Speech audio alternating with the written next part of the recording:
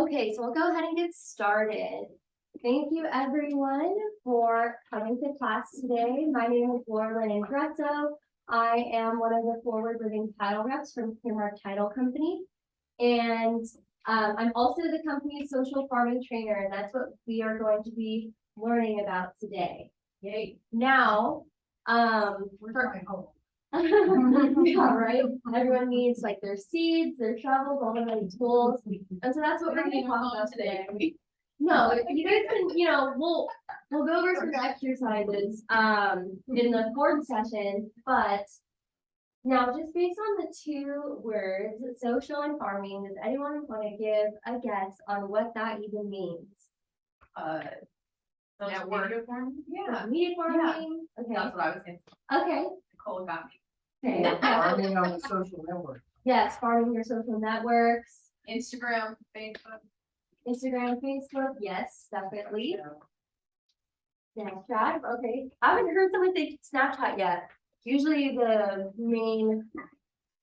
usual suspects are Facebook. Okay, so great guesses. You guys pretty much hit the nail on the head. Thanks for participating. Please no pictures of the slide. So just want to make sure everyone has their note-taking materials. Which is just. We have some notepads. Do you need notepads and a pen? Your phones? Okay, awesome. Well, I don't have a phone to take a picture. I need to get a picture or something. Yeah, we should have notepads over the back. I know we kind of left some stuff. But and then there's some pens over by like this. The bar cart. Papers, I'm gonna do something. Yes, yeah. Paper sometimes it's fleeting. You're like, which journal did I write in? Arthur. Yeah, I mean, Honey? You like one? No, I'm good, thank you. Okay.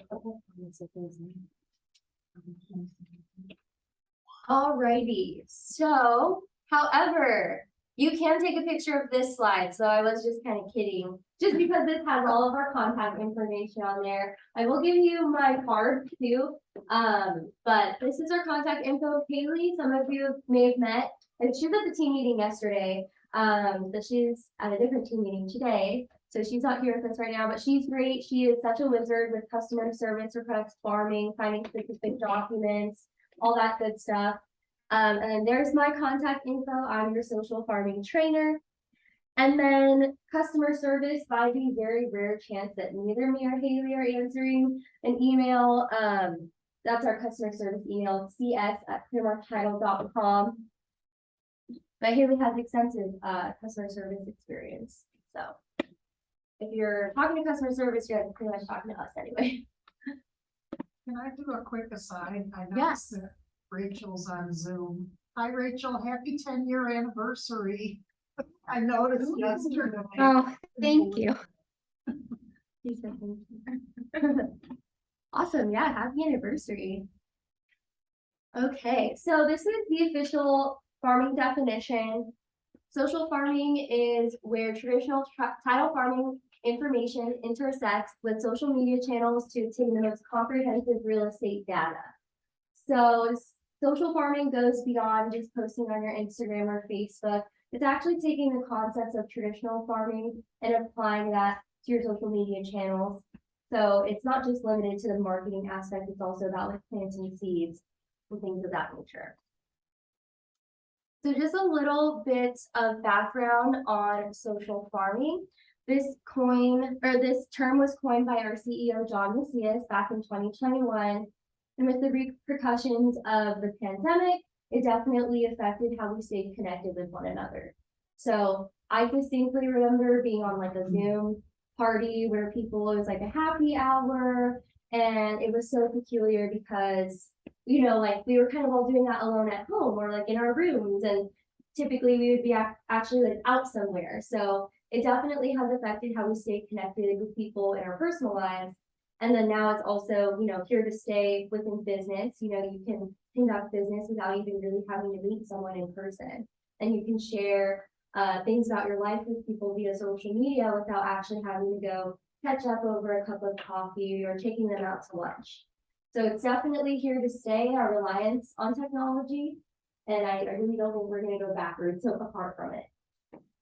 And then over to the right side of the screen, we have our 4-step system, which it was developed by a professional marketer that we've worked with to help us create, social farming.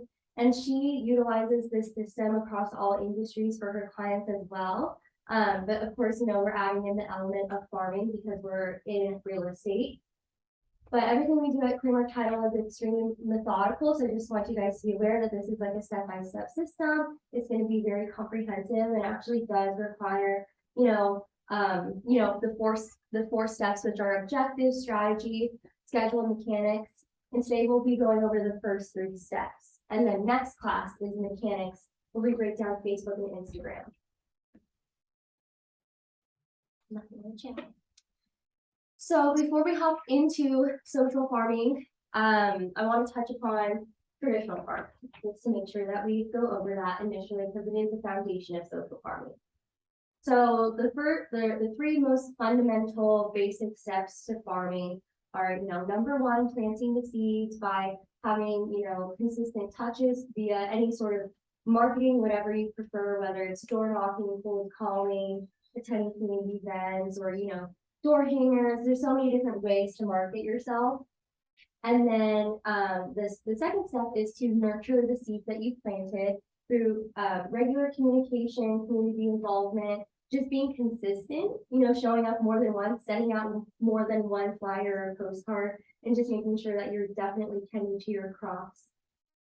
And then the third step would be harvesting the fields in your farm. So over time, hopefully with all of that, all of those efforts and time, energy, and money that you put forth, you're able to then transact with the people within your farm.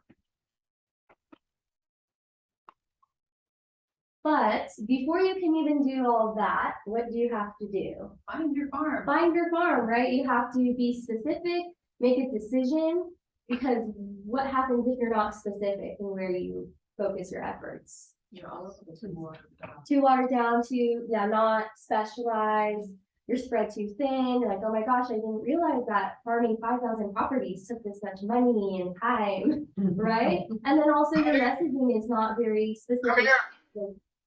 Yes, Mark? But yeah, so of course, it's very important to be specific in, where you want to conduct your business, just for time's sake, efficiency, your own sanity. So before even engaging in steps 1 through 3, it's very important that you make a decision. And you can have multiple farms, of course, for different reasons. But if you don't have a farm chosen yet, we can help you by signing you up on our Title Toolbox, which is our farming software.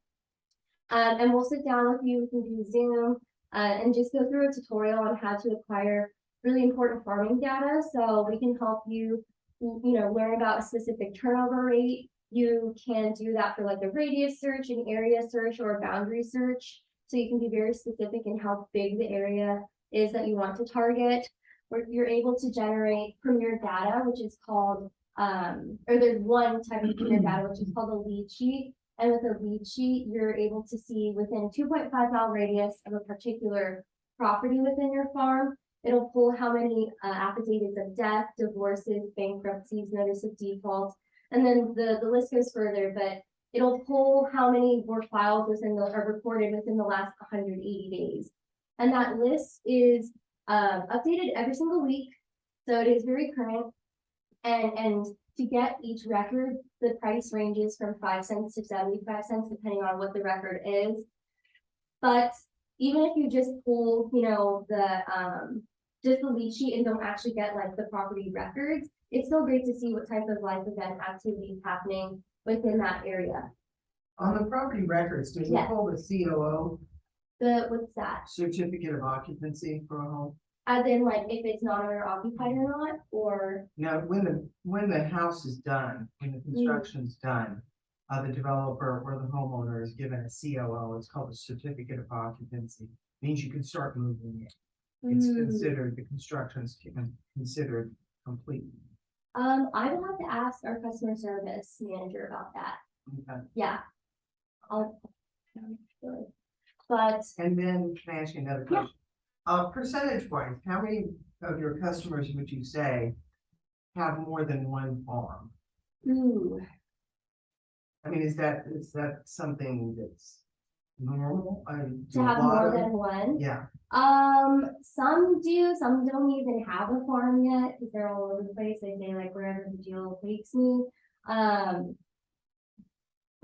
I can't really tell you like a percentage, it's just really up to, because I actually know someone where she's farming where she lives, and then she farms near where her office is from. Or is like the city in which her office is located. So that's one instance. But off the top of my head, I can't really tell you the proportion or ratio. Do who here has a farm established already? Okay. Which do you guys feel comfortable sharing?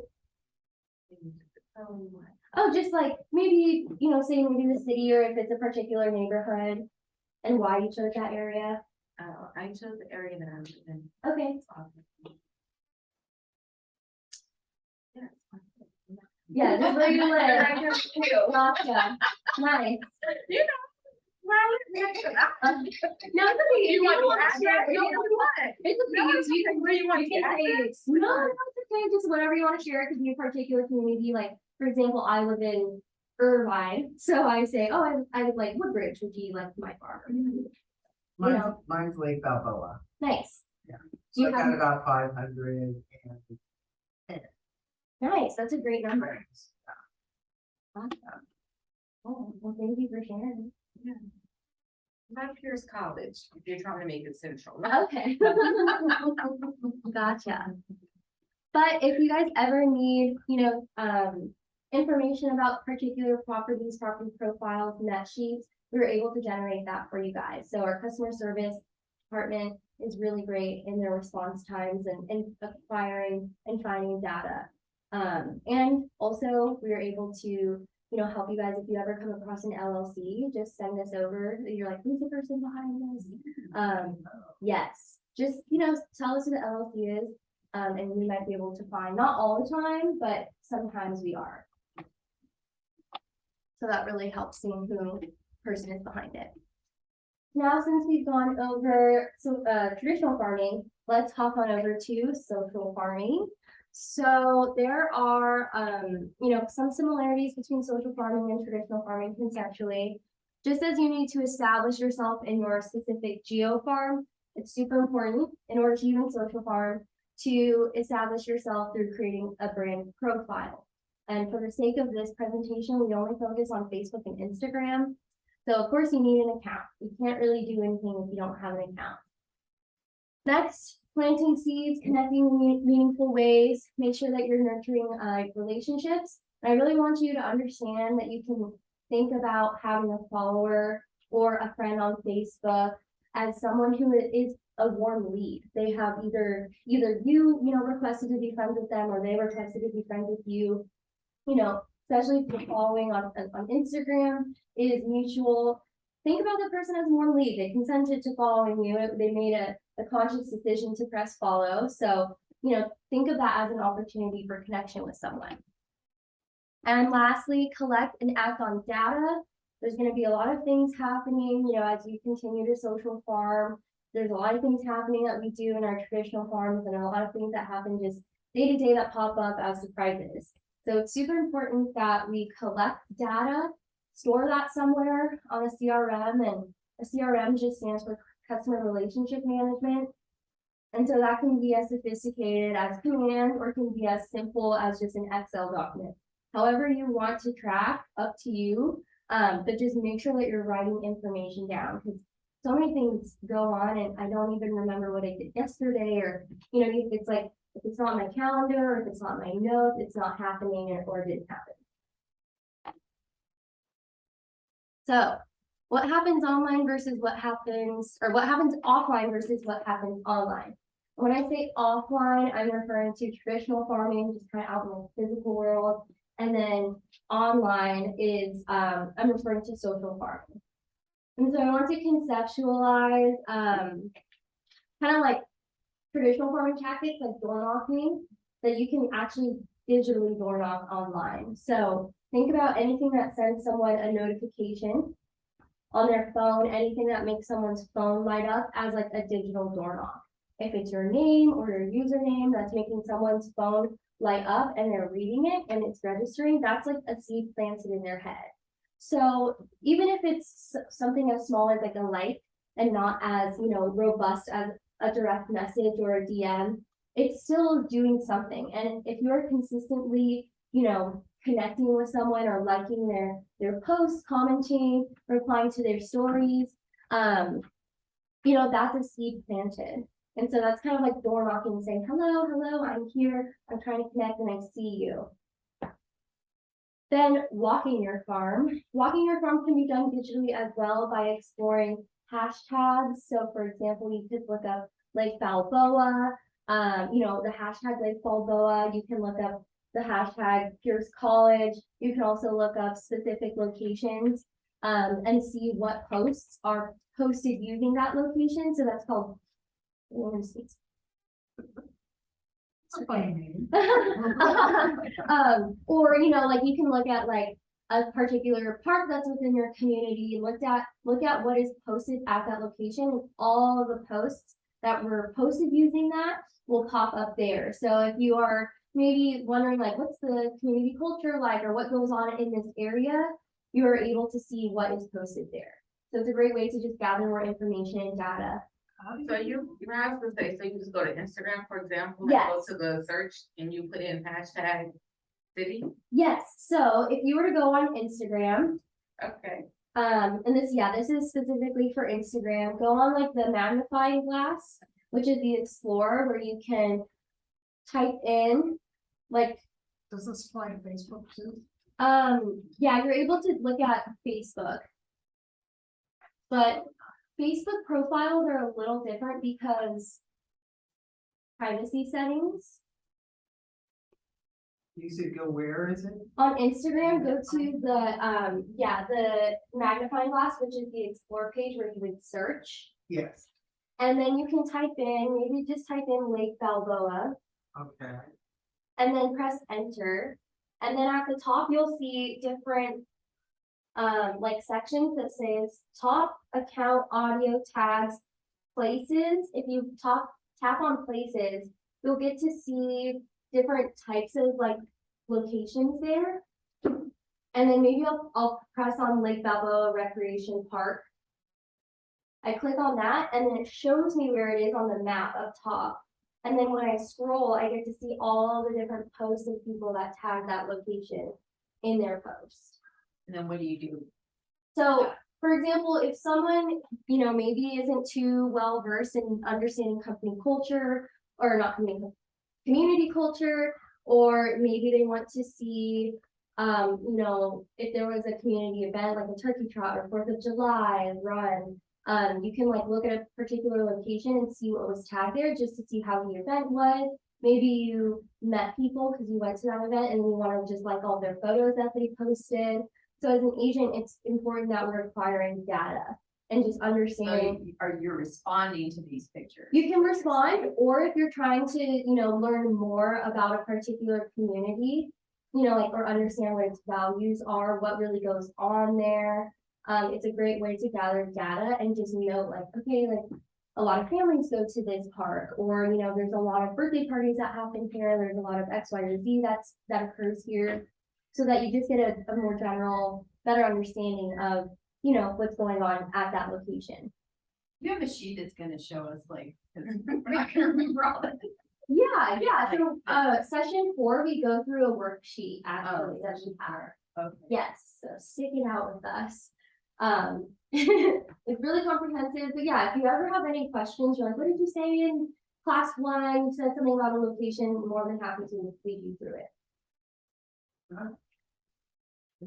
And then also, I wanted to talk about, it's not on this slide, but think about an Instagram profile or a Facebook profile as like a goldmine for information, of course, right? But when you think about what you just extract from Title Toolbox, it's only going to be the address, the property owner's first and last name, property characteristics, or sold price, bedrooms, baths, all that, general information.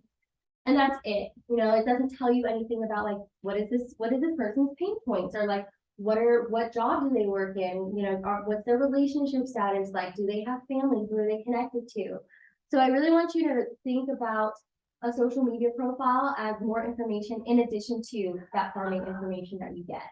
So maybe if you use Excel, add just more columns of like what you can find, whatever categories you want to put, or whatever information you deem as being important about someone, but try it out, pull a farm. I did this myself. I grew up in Anaheim Hills, which is in Orange County.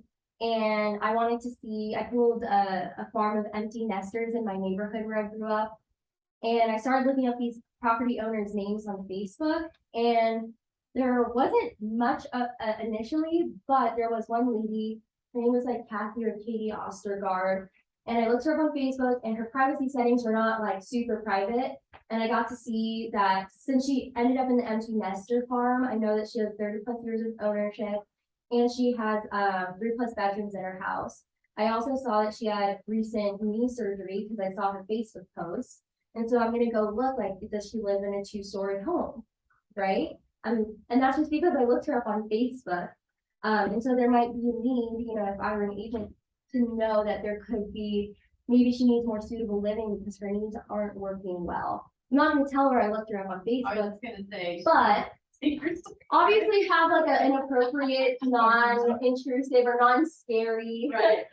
script when approaching her, but on the back of your head, there might be a need here, so it probably would be worth calling. And I know that maybe I can door knock. And then also I saw that there was a little girl or a teenager who was on a softball team at the high school I went to. And so I'm thinking like, okay, girl next door, that could be my brand. Like, I grew up here, I went to Canyon High School. Maybe I have some familial connections or family friends, or maybe I know her granddaughter that went to high school. So there's just so many different ways, especially if you live in a particular area, to leverage pre-existing connections that you may not know are there. But if you take it like the extra step, rather than having that cold call be completely cold on your end, it might be a little bit warmer. So you're able to make someone feel comfortable, mention some common points of interest in a very subtle way that doesn't say like, oh, I stalked you on Google, right? But it's just all about equipping ourselves with information and understanding where there could be some pain or a need. So what do you think about, because in farming, like I've been doing this 18 years and I've always done referral, and so now I'm gonna do a farm. Because things change. And what do you think of, my clients do own all over LA, and some have several properties all over LA.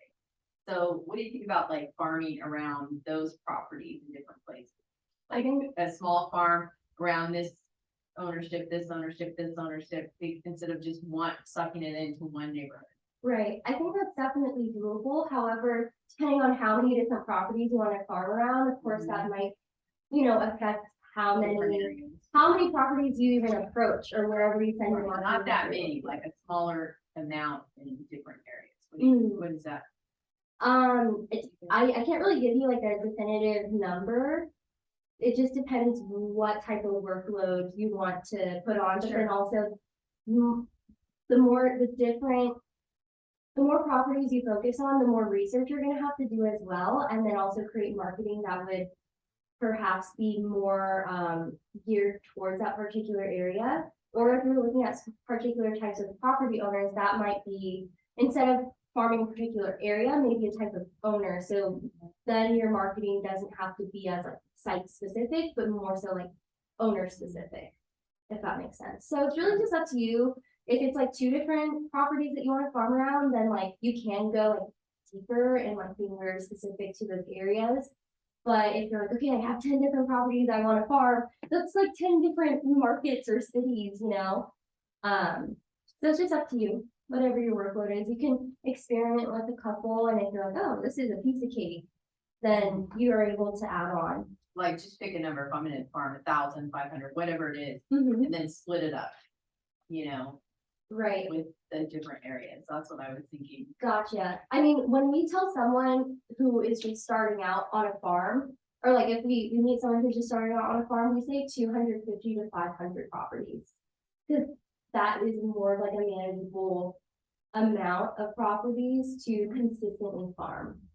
Cause it's all about being consistent. Right. Yeah. And it's a lot when you're door knocking, Mm-hmm. you know, handing out flyers, things like that.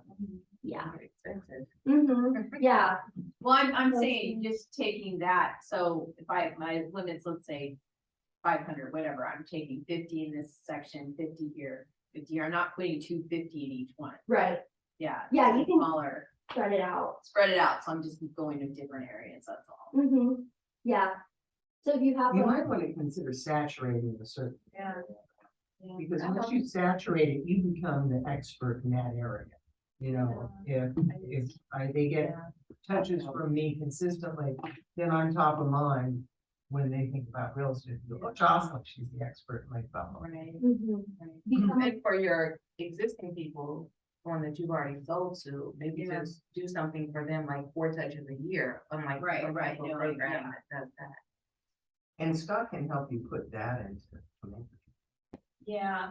We spent that much about saturating one area, I don't know why. I don't know. Are you planning on moving?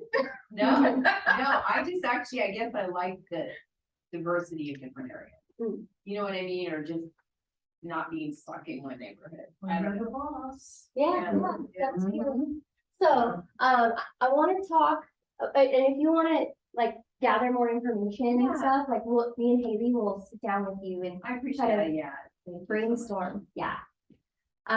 Okay, so next, we're gonna go into the actual steps of social farming. So this is step 1, objective, and we've actually identified 3 different like subcategories of objective for you. It's not on the slide, so I'll write it down here. So objective, it's split in, and this is the objective of social farming. The first objective is lead generation. So lead gen. The second objective is build brand awareness.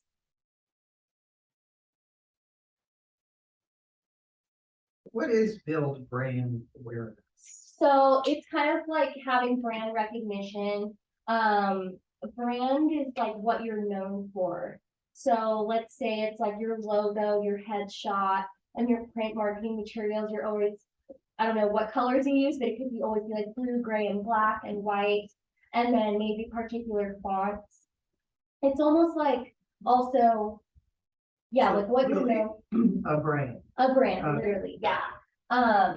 And then, for example, like when I think of Coca-Cola, I think of red, white, a polar bear, Christmas time. It's just like, what are things that are gonna trigger like visually or, you know, even it could be phonetically. And I'm like, okay, Coca-Cola, you know, or it's like, maybe it's the sound of the can opening and like, you know, Mhm. there's just things that like trigger a memory and a direct association.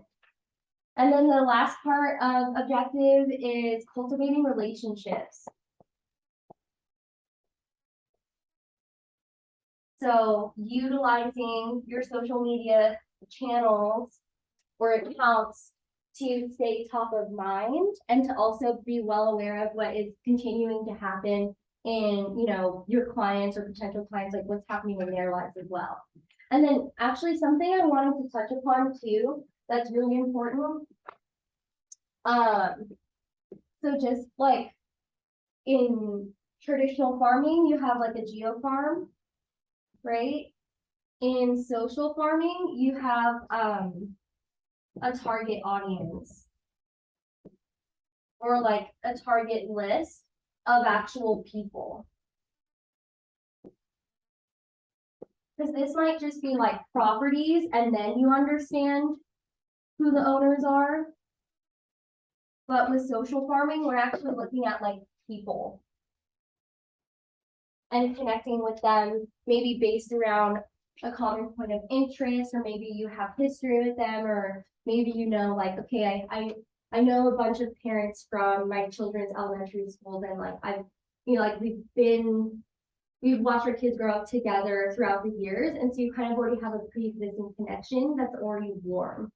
And maybe you know that you're gonna serve that group of people well because you already have a point of common interest or maybe similar backgrounds. You know that you would be of value and be able to connect with them. So that's kind of the main difference between social farming and traditional farming, is that when you're traditionally farming, you're based around like with, or at least geofarming, it's based around like a particular geographic area. When you're social farming, we're really like honing in on the social aspect. So I have a client where he's like, oh, I want to focus on people who have small dogs.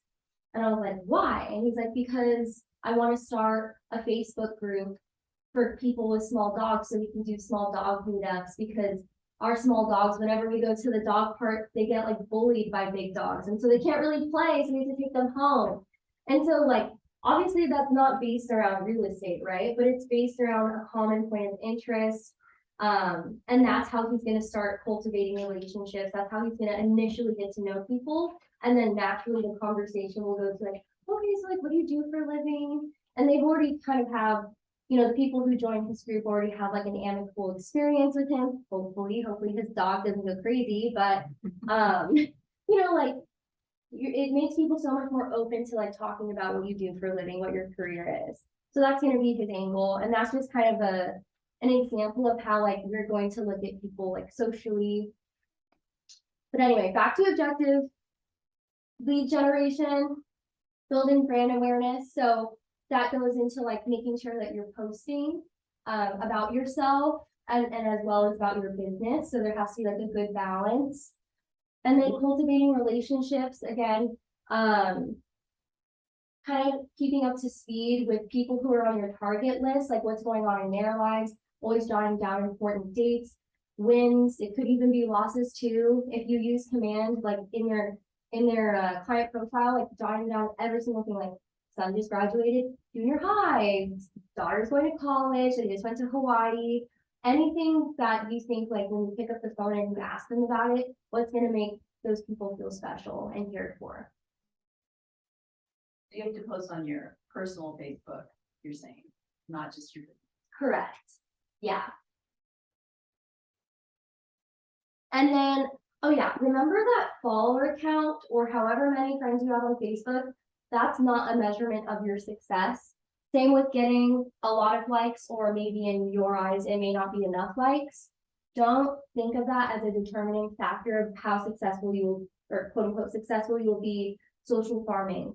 I actually just went to the ARIA event for Orange County last night, and they had a panel of 3 agents on there, and they started talking about social media, and that was the point of one of the ladies, her name's Ellie Young, and she was like, just because people don't like your posts does not mean that they don't see it, because she'll have clients call her up and say like, oh my God, I saw that like all this real estate activity that you're doing, that's amazing. I can't believe that you were able to sell, you know, that property X amount of dollars over asking price. And she knows for a fact that they did not like her post, but it was still a conversation starter, and it was still something that they had interest in. So don't get deterred or discouraged about posting if you're not getting as much traction as you would like, because people are still seeing it. They're not going to see it if you don't post it. Are you posting your business stuff on your personal page? So Not your business page. I have 2 different accounts on Instagram. One is something that I like. One is the one that I've had for like 10 years since like Instagram was started. I started in high school.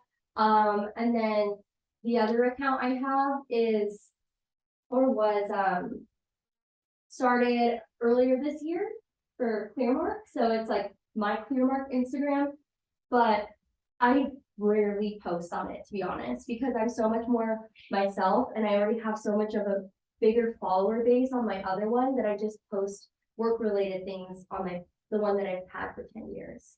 You do the same on Facebook? I don't post that much on Facebook. Yes. Mostly Instagram. Mostly Instagram, but I will touch upon this later in the presentation. If you have one preferred platform over the other, that's okay. I'm just making you guys aware of this stuff for Facebook and Instagram, but if you're like, I love Facebook and I don't even want to have Instagram, don't feel pressured to use Instagram. and vice versa. Okay, okay, Perfect. gotcha. That won't be Oh, I'm my, happy. my dogs have an Instagram account, like, That's what I think my dad made my dog an Instagram and he got like so many followers. I was like, Your "That's dad? My dad did, yeah, because she's a really, we don't have her anymore, but she's a very small, like, mini pit bull, and she looks like a puppy, but she's full grown.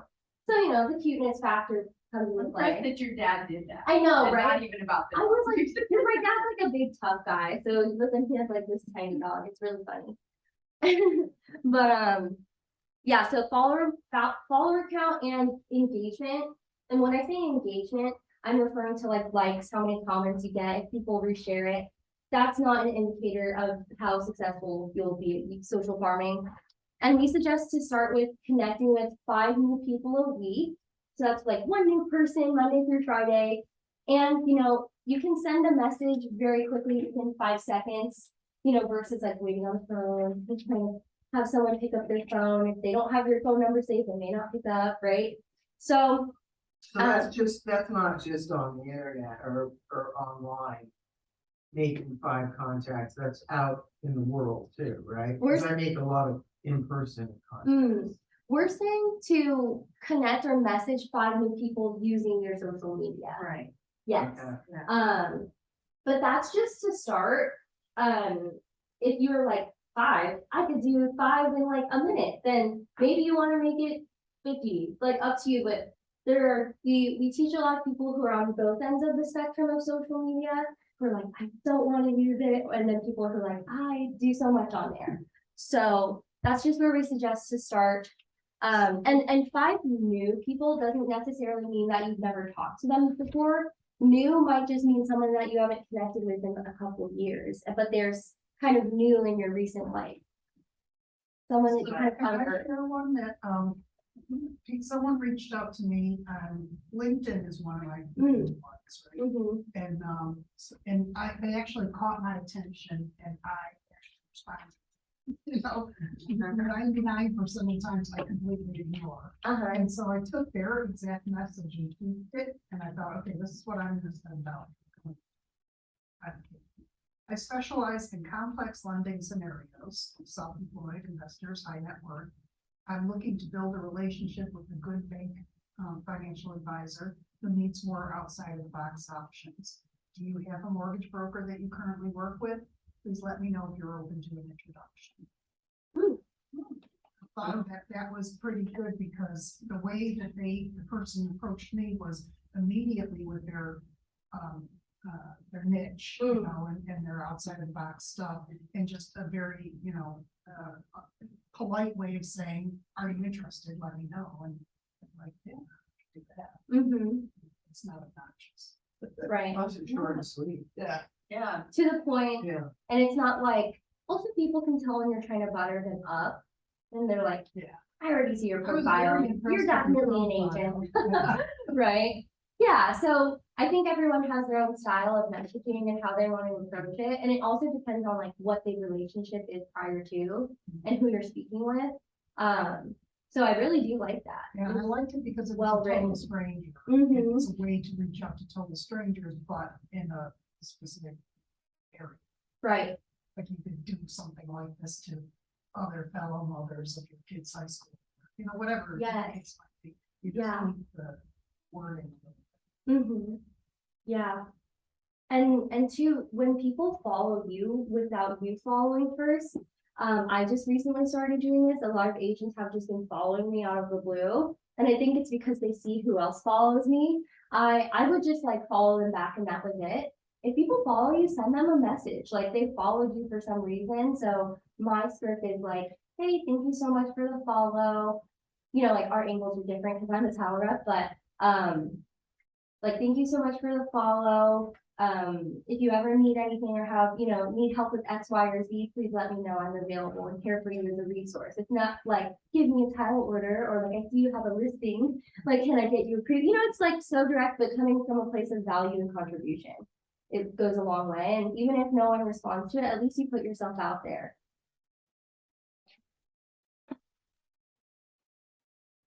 Where to start?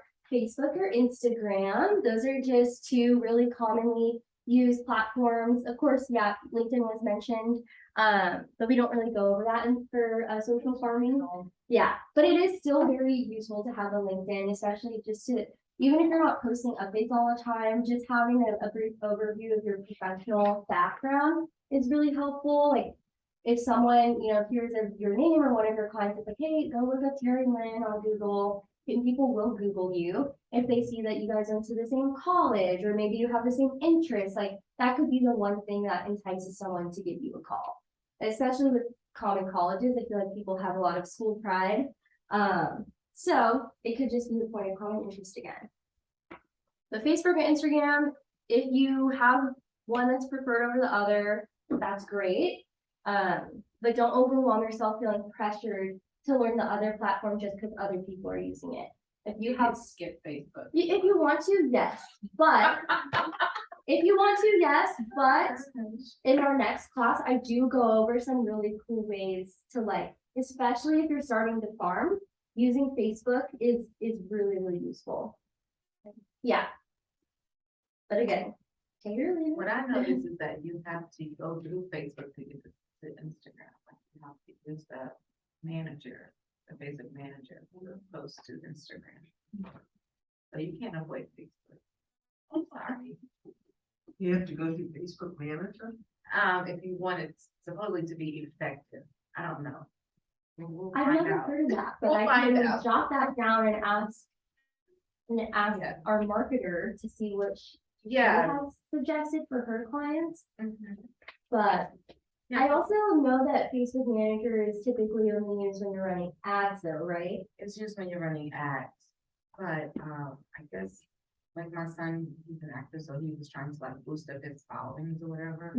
And so they were telling him that he could do stuff just on Instagram, I guess, because Instagram now, I guess, it just wants you to do videos, like, if you're not doing videos, like, you're not being seen, I guess, is what they're saying.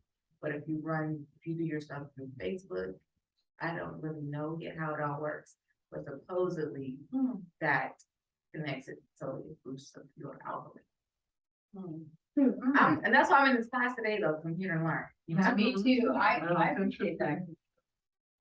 yeah, 'cause I don't know. I'll follow up with that for next class, because we do awesome. go into Facebook and Instagram next Yeah, class. yeah, I'm interested to know. Cool, Okay, okay. me too. I am too, because I'd love to do Facebook. So Instagram? Instagram. everyone has a preference. But so with creating your profile, I always use this hypothetical. If one of your clients were to bring up either your Facebook or Instagram profile and show it to one of their friends, like, look, I'm using Nicole, and then they were to meet you in person, would that person's friend be surprised, or are you going to be exactly what they expected in person? So just really think about what your profile is projecting out into the world, what type of narrative or story you're telling about yourself. Do you have an up-to-date profile photo? Are you sharing things about yourself? Are you expressing your personality? Are you differentiating yourself? So just when you think about through the eyes of potential clients, like just really audit your profile. I'm also more than happy to do a write-up on your profile, just as a pair of fresh eyes and give you some feedback of what's great, what maybe you could change or switch up. So if you want that, let me know. But creating a profile is super important, that you think about it possibly as being like your first impression for someone, right? Because your account is what can stay up and awake 24/7, even when you're sleeping. So just keep that in mind. Avoiding overwhelm. What is Already overwhelmed. we made this slide purposefully like crazy because obviously social media can be an overwhelming space to be in sometimes. It's designed to keep us glued and distracted and to keep scrolling even when we are, even when we know like, okay, maybe I don't need to be on this much. But that's why it's super important to remember your objective. If you're not on there to lead gen, if you're not on there to build brand awareness by like posting a photo, posting what you're up to, or if you're not on there to message people back or to also actively comment on their posts, and message them, you know, like whatever they're putting out into the world. If you're not on there doing any of those things, then you're just clicking around for fun. And it becomes, now I'm just consuming the internet on my free time, right? So just as you have a time for prospecting in the morning or for cold calling, kind of contextualize social farming as you have to time block it in that same way, and then put your blinders on and do, you know, at least one of those three things. Otherwise, you know, like when you're cold calling, you're not gonna go call your cousin or your niece and be like, what are you doing for brunch this Saturday, right? You're not cold calling them. So just as that's not aligned with your business goals, make sure that you're using social media in the time that you time block for social farming with those objectives. Next, strategy. So strategy is not a schedule. Strategy is a plan that takes you from point A to B, and you can structure that however you want.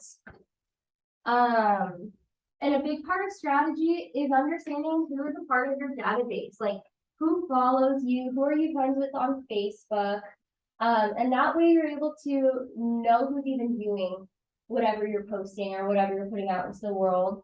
And so if you need help with like helping or with coming up with a strategy for posting in terms of like what type of content or like what the subject matter will be for your posts, let me know.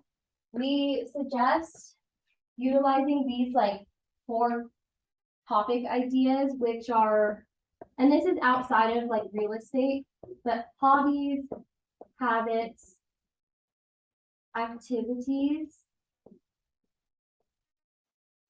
and interests.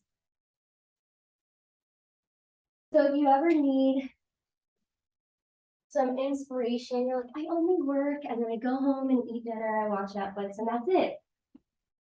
Maybe make a list, you know, of the things that you do as a hobby, what your habits are, like what's your morning routine? Do you wake up? Do you go to the gym? Do you drink coffee? Do you take the dog out for a walk? Do you go on a walk by yourself?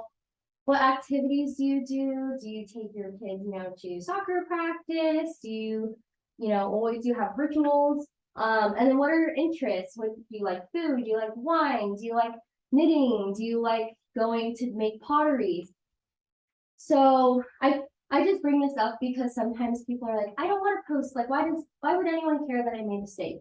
You know, like that's but I really want you to change your mindset and understand that, because I think sometimes the culture around social media is like, I always have to post if I'm going on vacation. I have to post if I got a new car, or it's always like about people's wins, right? It's what we call like flexing. Like we're always flexing on people, or it's such a grandiose thing. But I want us to think about how people are still interested in the littlest parts of your life.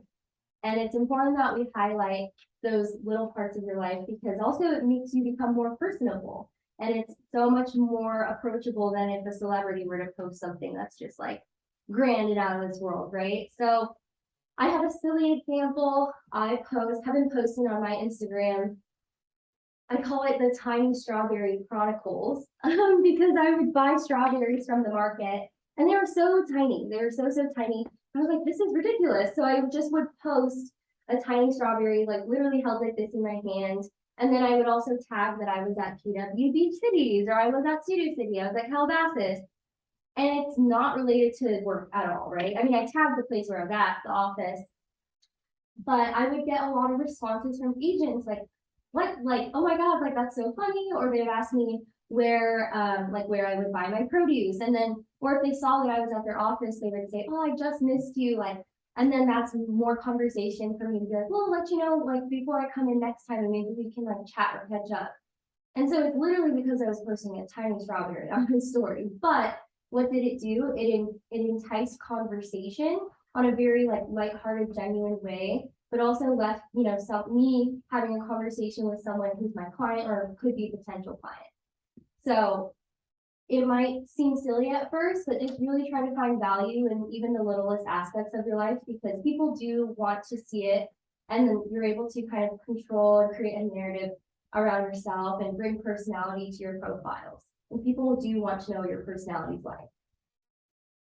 Yeah, so just imagine your social media as like almost like just another avatar of you that exists online. It's like an extension of you, essentially.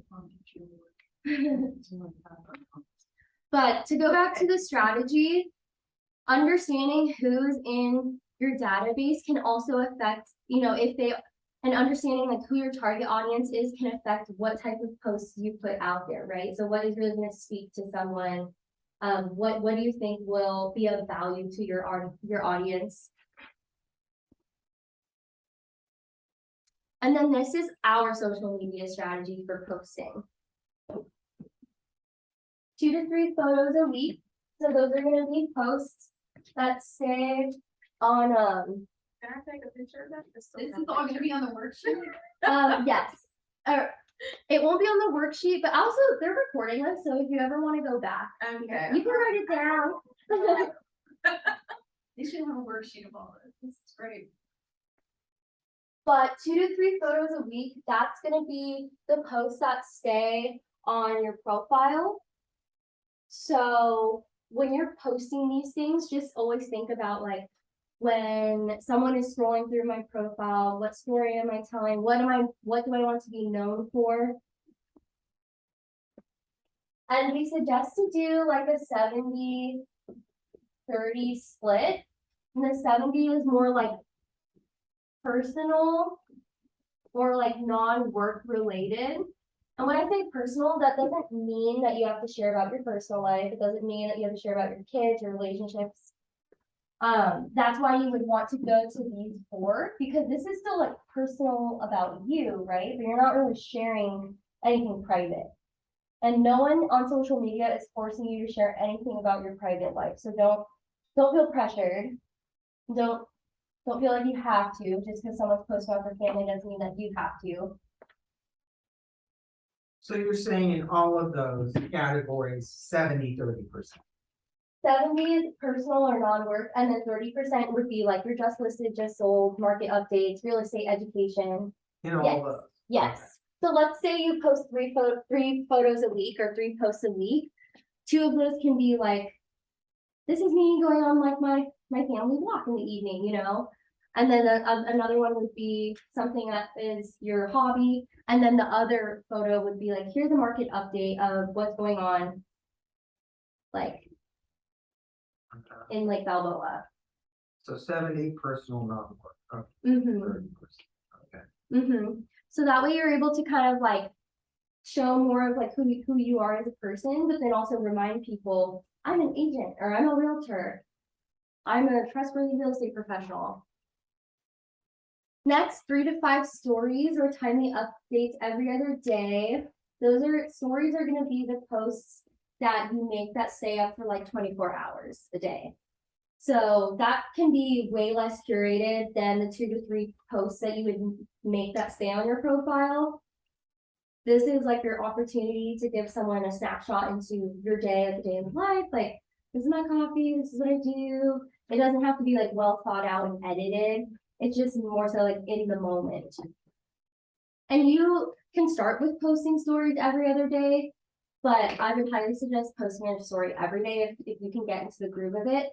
It's not spammy, like it becomes spammy when you're making the posts that say in your profile a lot per day. But if the stories, that's not like really clogging up someone's feed. Stories are on there for 24 hours, Yes, right? yeah, those are the ones that you just like click through. Okay. Next, 1 to 2 videos or reels per week. Good. I have Where are the dogs? This is a full-time job. I know. But we'll go into why it's important to like pre-plan. Why it's important to pre-plan, because we want you guys to just have things scheduled, pre-planning scheduled. So in the moment, it's not like, oh my God, like what do I post today? It's more so like, I know on Tuesday I'm posting this because I planned this like 3 weeks ago.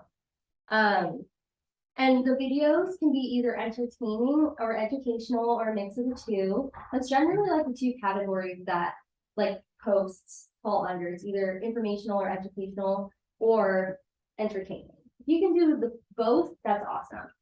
But 82% of consumer purchases are actually based around video marketing. So you might be like, ugh, about it, but it's your opportunity to get in front of the camera, talk a little bit. You don't have to talk the whole time. We don't have to be in the videos, right? It would be, you don't have to start, but a nice, maybe like I'm saying you can work up to, you know, it, but you know, even a nice introduction, you know, or maybe you want to make an intro post of like, this is who I am, I have some new followers, or for those of you who don't know me, or maybe it's just like maybe a simple video that's just like, hey, do you know what a 1031 exchange is? You know, like if you have clients that you know have investment properties, but they don't understand like what that concept is. Anything that's just like little tips or tricks. It doesn't have to be a grand video. It doesn't have to be fancy. There are two very successful agents on social media that I know of who one pays like thousands of dollars for video production. Very aesthetically pleasing, fancy, sophisticated. And then there's another agent where like he just records himself in his car. But it's fine because what he talks about is valuable and it's great. But he's just literally sitting in his car and filming on his iPhone. How long are these videos? Up to you. But I mean, what's recommended, not like 3 minutes or something? So on Reels, I know that the max amount can be a minute. Oh, okay. Yes, that's for a Reel on Instagram, and Reels are those videos that you can put a bunch of different filters on, or sounds, or audio effects. I think there's 15, 30, and then 60 seconds are the different. Do they have, filters to make you look younger? There are filters for Yeah. everything. I've got friends that look like they're in their 20s. I'm like, yeah, this kid. And they said the videos could be as long as you. Yes, yeah. So for example, if you have like, you made a video on a listing that you have, you know, like you don't have to limit yourself to a particular time. And you said this whole presentation is gonna be online. Yes, it's recorded, so I know they've recorded Haley's and they've uploaded it to YouTube, I think. So. Next one live virtual event per month. That just means like going live. How many of us have gone live before? Cool. I've gone live before. I was on my cooking Instagram, but it was still going live. Oh, Yeah, You do that on Facebook. you can do it on both Facebook and Instagram. how do Like, you do it? it's almost like, are you asking for which, Facebook? Facebook? How You can- long are these live virtual events? Are they? Up to you. Right. So someone can go live in their farm. Someone can go live, for example, if you're farming, or I'll just use an example. If I were, maybe at the Anaheim Hills Turkey Trot on Thanksgiving morning at 8 a.m., I can go live at, you know, like maybe before all the runners take off, like, hey guys, this is Laurelyn. I'm just out here at the Thanksgiving Turkey Trot in Anaheim Hills. We're about to start our run right now, and you know, it could be 3 minutes, or if you're going dual live, let's say, here's an example, you want to go dual live with your preferred lender, and you have an educational segment where people can log on, bring their questions, it's like a Q&A. Like if Cindy were to go dual live with you on Instagram, not only will your followers get a notification that you're going live, but because Cindy is using her account to go live with you, it's going to send her followers notification that she's going live with you. So you get double the exposure of the follower base. And then when you're done, does it just go away? You can save it, or you You can, have a choice to save it as a reel. Or it can just go away. So you can post it to your Facebook, you can save it as a reel and post it on your Instagram. It's your choice if you want to save it or not. Yeah, I've gone live at like open house before, I've gone live door knocking.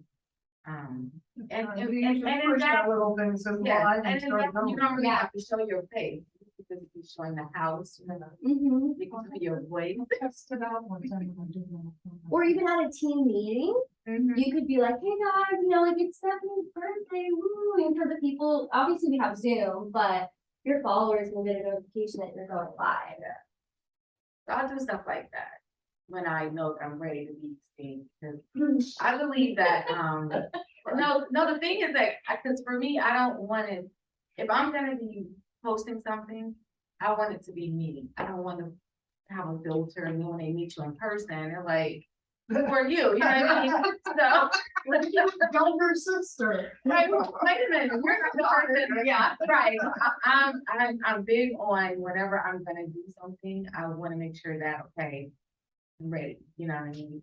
And it's just gonna be me, you know? Cause like I said, if I reach somebody and they like what I'm presenting to them, I don't wanna dare and have, oh, let's meet up for a coffee or something. And then I show up there like, Like that guy. where is she? You That know? guy who said he's a 10 and he's really a 1. Yes, yes. So, say if I were to push this to go live right now, and I showed everything, I Mhm. mean, is that socially acceptable?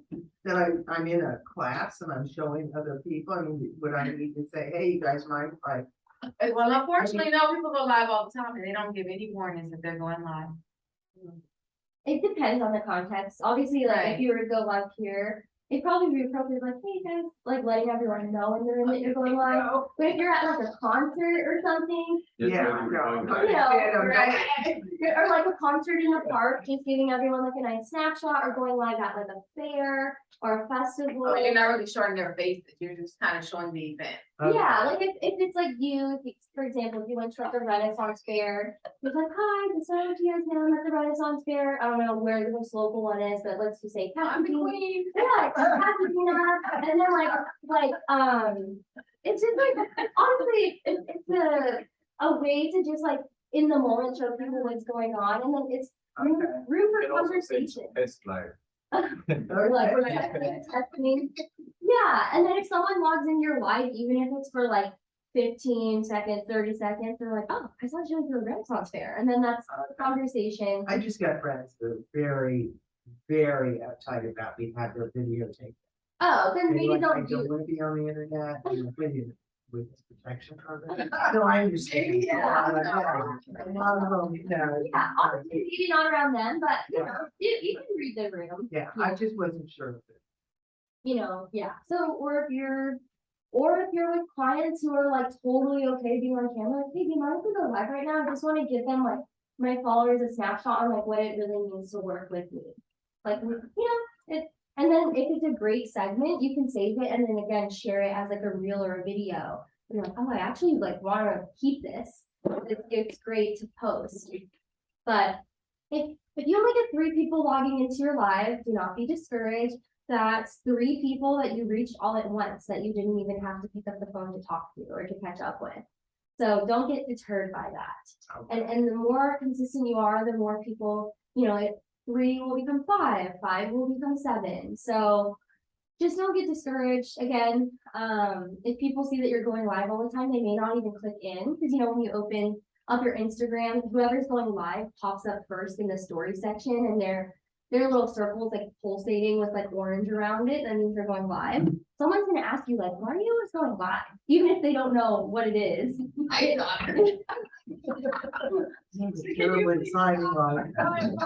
Well, it's funny because my aunts, like I have family that are spread across different states, and it's always like the aunties in my, like with me and my cousins, like the aunties are always walking around the party like, hey everyone. And we know it's because like they want to show our family that's not with us, like, you know, the party, what's going on. And people log on like, oh my God, like tell Jenny I say hi, or, you know, Yeah. people use it for all different reasons. And then the last bullet point here, track your insights and use a CRM. Insights on Instagram, that's the back end where you can use like a business. You can either be business or creator. And that's really, I'll show you guys next class how to find that, but you can see what the breakdown of like gender demographics, age demographics, where people are liking your photos from, like your followers. And then also what times of day they're most active and what days of the week they're most active. So that's on the back end of Instagram. You do have to have it in a business or creator setting. And if you are on private on Instagram and you change to a business or creator, it will make your entire profile public. So just keep that in mind. But this is just a great way to understand like kind of like what the activity is on your profile. And lastly, use a CRM. Who here uses Command? Well, Like fills it out. I mean, I guess you have to, right, for your deals. well, Well, they don't just have a deal not- yet, so. Not the contact part, you know. I'm working on it. Gotcha. Once you start social farming, it'll be really, really helpful to get into the groove of, after you get off a phone call with someone, or if you are scrolling Instagram or Facebook and seeing maybe someone just got engaged, or they just, got a promotion, or maybe someone got divorced, who knows? Anything that has to like a life event, we're like, okay, I know in 3 months they're gonna need to sell or buy or whatever, relocate. Just put that on a client profile on command. The more information you have, the better. You can put that way to contact you. Mhm. This couple is break up.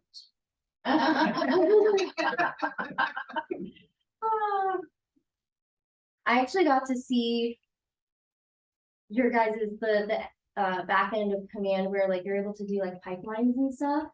That's really cool. I hope you guys utilize that. I just gotta learn it. Like the nurture appointments. Just learn. Don't get over. Right. Yeah, you can always add Find on. your notes, how to schedule your follow-up. Get me out of check. Make sure to go live. And lastly, go live. So Can't hear you guys, you're uh, whispering too much. um I'm just asking. because we're going straight through, we're almost done. Okay. Yeah. Oh, okay. Christine, what'd you say?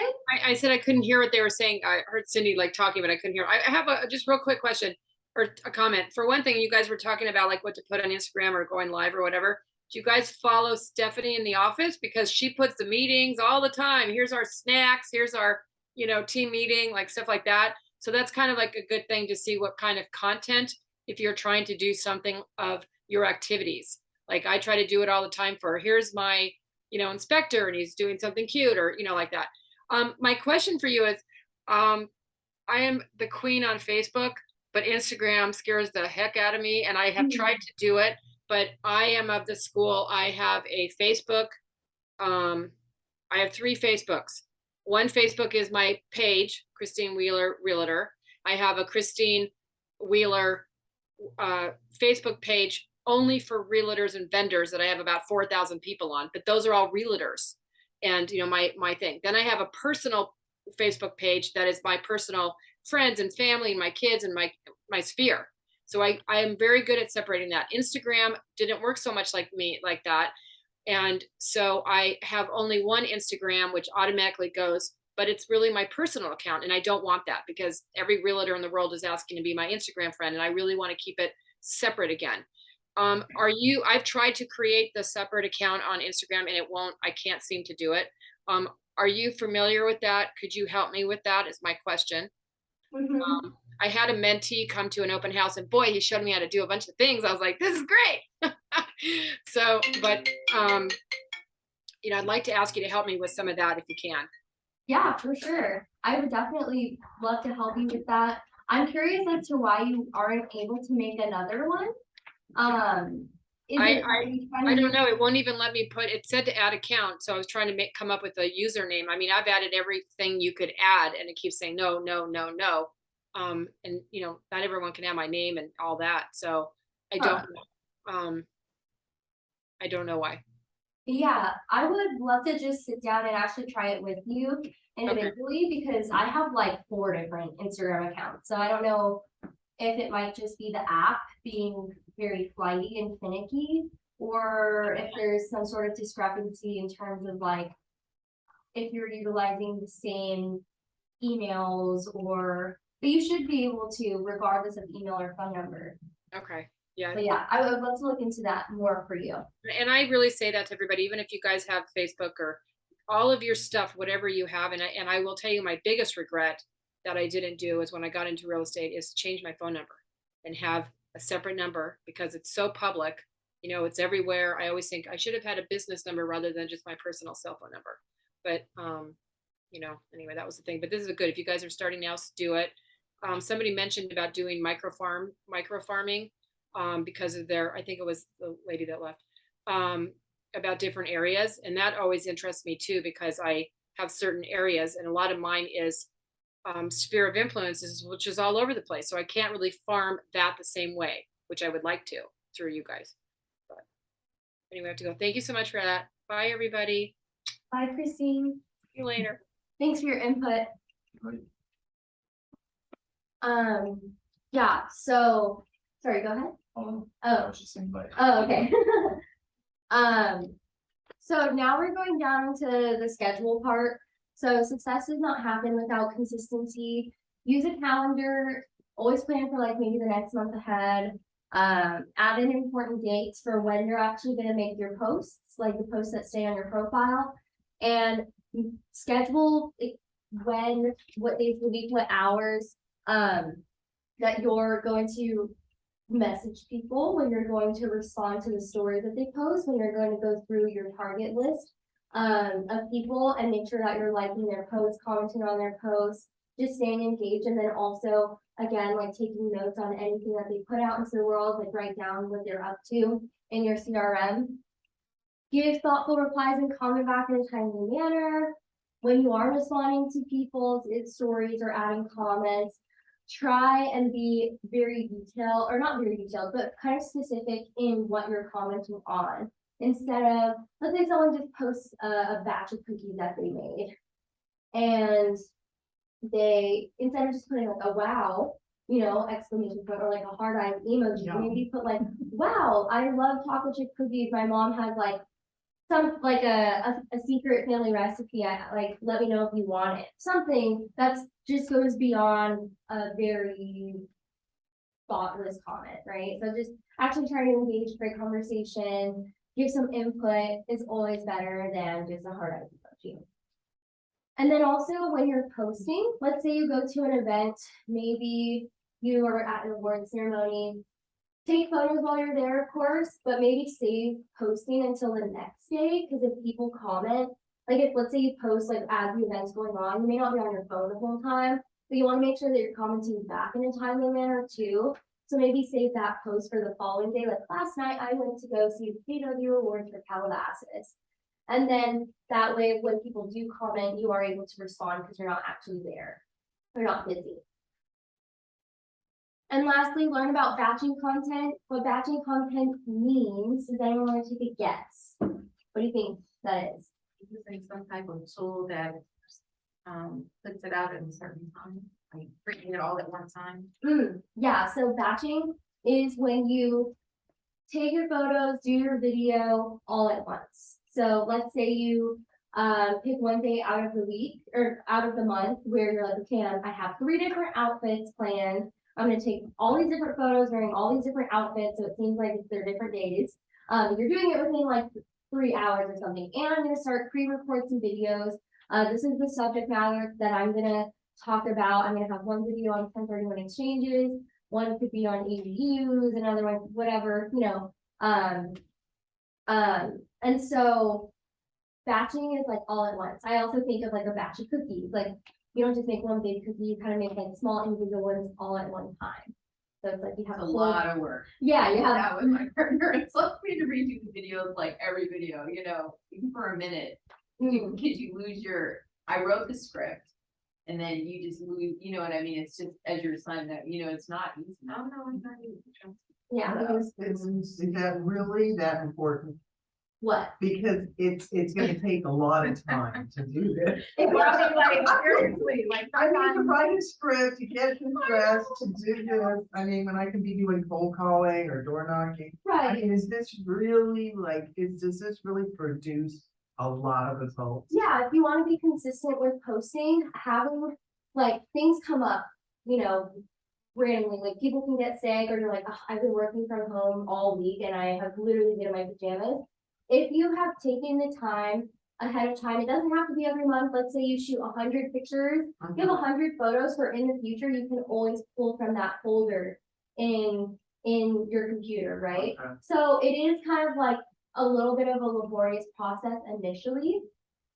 But it's almost like you have those evergreen photos, and if they're varied, it's not always like the same, you know, pose. If you're like, okay, we're gonna go to this park, and you're able to pull from those photos. And as you are living life, like if you're just snapping a few photos, like as you go along, you can also add that to, you know, your folder. So it's just all about like setting yourself up for success to make sure that you can post consistently, because in the moment, let's say if you didn't pre-plan or you don't have photos pre-taken, then you're like, I have nothing, like, and now I'm gonna not post at all. And then you're not gonna be putting yourself out there, you're not building brand awareness. So it's ultimately to help you so that when you do have to post, it doesn't feel so stressful. Mhm. And you're like scrambling, like, well, now I have nothing in my camera roll. Cause I just try to post, so going from that to this, like, whoa, this is gonna be a full-time job. But you can, like, again, with going back to like the schedule that we had, where it's like 2 to 3 photos a week, 1 to 2 videos, Mhm. if that is too much, if it's just 1 photo a week, and that's what gets you into the groove of it, that's amazing, because that's more than what you were doing before. And then you can go. Yes, Right. exactly. Build on it. That's just like Yeah. what we've seen has worked. Like, once you get to that, it should be consistent and it should be, it becomes second nature. But if you're on the end of the spectrum where it's just like, I literally don't post at all, I don't know what to say, I don't know what even I should take a picture of. If you just get started and don't overthink it, like I feel that sometimes we get too caught up in like the nitty gritty, which prevents us from posting at all. And it's like, you just need to post. And so that's why I said that the habits, hobbies, activities, and interests, that's for some inspiration. Like, really just get excited about the little things. Enthusiasm and excitement is infectious. It's contagious. And if someone can genuinely feel that from you, they're gonna feel it too. And again, like, someone might think my strawberry story is absolutely ridiculous and be like, why did she post that? But then there's also 5 other people who are like, oh my God, that's so cute, right? Right. And so the Yeah. people who agree or kind of think the same way that you do will find you. You just have to put yourself out there. And don't concern yourself with the people who don't like your photos or don't like see the point in it, because there will be other people who do see the point in it. Mhm. Okay. Yeah. And then I was doing something wrong, I didn't realize. I was like, when I hike, I take pictures. 'Cause Ooh, I that's love awesome. the outdoors and take pictures of where we're at or the dogs. And then I post it and then bye, I go. And so there were people responding and I wasn't responding. And I'd sit down like a week later and go, oh my gosh. Yeah. thanks for the- Yeah. One good thing about, You're not supposed to ghost people, post Yeah. and go. So Posting ghosts. one good thing about batching though, like if you do take 1 day a month and you just do like 20 videos, then you've got like a couple months worth that you can just put them out. And it's Yeah. easier to do in 1 day than, because you're dressed, so you can turn it off and turn it on and you can have like a 2-sentence. Yeah, So that's one thing. and change it up. Yeah. Yeah. And they do have, different things, like, some example, Tailwind. It's an app that you can use to post for you, so you schedule it. So you go in, you create all your content for the month, let's say. You spend 10 hours one Sunday getting all your content done for the month. And then you can go to the app Tailwind and you tell it to post on Monday, post this, Tuesday, post this, Wednesday, post this. And it does it all for you automatically, so you don't have to think about it. Oh, cool. And then Wow. when you want to do your live, you just have to do 2 lives, you said, 1 live. Yeah. Okay. you But you're only really responsible for, your stories and, That's And what was the name of Tailwind. Tailwind. it? Tailwind. It's an app that you can, it's like $14 a month, I believe, Okay. but you can schedule your posts and it does it for you. Okay, That's cool. thank you. It's good to have a son in the business. You're Yeah. learning all this stuff, right? And mind you, I don't do it. I mean, and the crazy thing is that before I started doing real estate, I would post all the time. But now that I'm supposed to post, I don't wanna post. I don't know what it is. It's like, think a defiant child or something. You tell me, I'm not posting anything, but before I had to post, I would be going live at places, posting stuff. and- Oh my God, and now it's like, Well, now I know what the live button's for and the reel is. Yeah. And so guys, that's it for the class. This is a pretty long class, but it's great that we had a bunch of questions, conversation. If anything comes up, I'll give you my business card actually. Yeah. Yeah. Separate Mhm. I don't put pages on my Facebook either, but having a separate one for Mhm. personals would be so good. But my. I think I was doing something in my Oh, sleep, yeah. I was dragons or something. I love it. I've always had a spy. Oh, really? From like, like Homeland and all the spy movies. Oh, yeah. I really do. I don't know, I think we're gonna say, like, At that, I don't know. But. Yes, yes.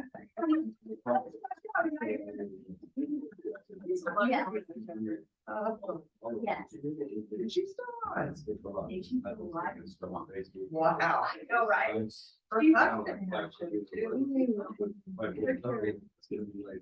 I think we're in the same. Yeah, I think, yeah, if people have started using it's important to take into your background.